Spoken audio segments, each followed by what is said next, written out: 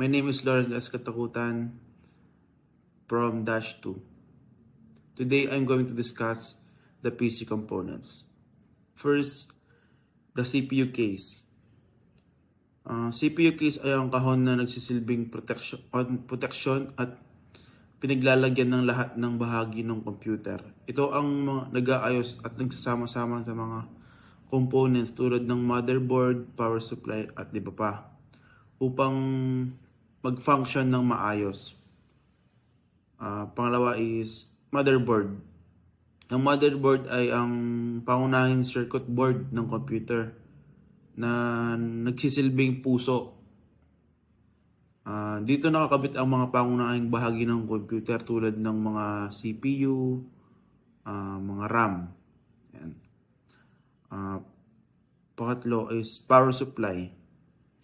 Ang power supply unit ay ang bahagi ng computer na nagbibigay ng kuryente mula sa outlet ng kuryente ng bahay papunta sa mga components ng computer.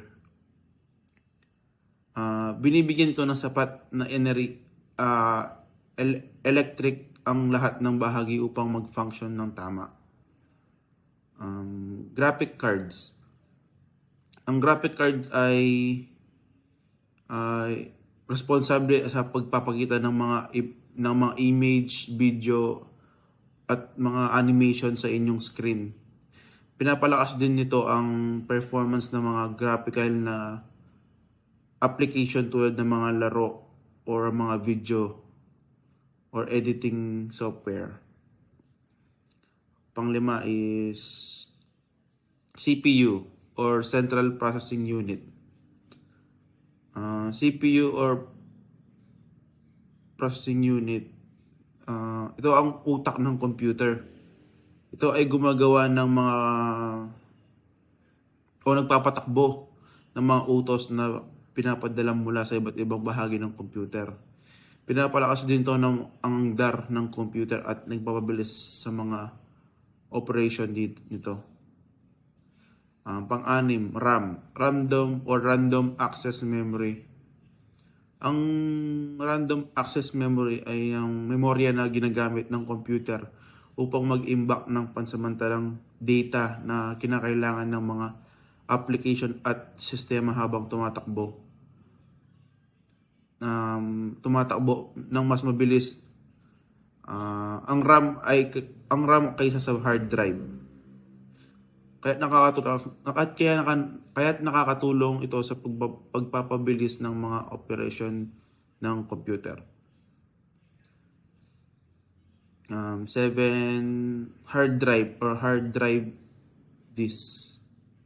Ang hard drive ay ang pangunahing imbakan ng data ng computer. Dito nakalagay din ang mga operating system or software at mga file na ginagamit.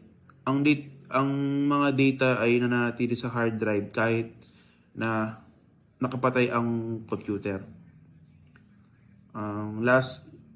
Solid state drive. Ang solid state drive ay isang uri ng storage device na mas mabilis kaysa sa traditional na hard drive. Ginagamit ito para mag-imbak ng data at software ngunit gumagamit ng flash memory. Hindi tulad ito ng hard drive na may mechanical na bahagi sa loob at kaya mas mabilis itong magbukas at mag-load ng mga file.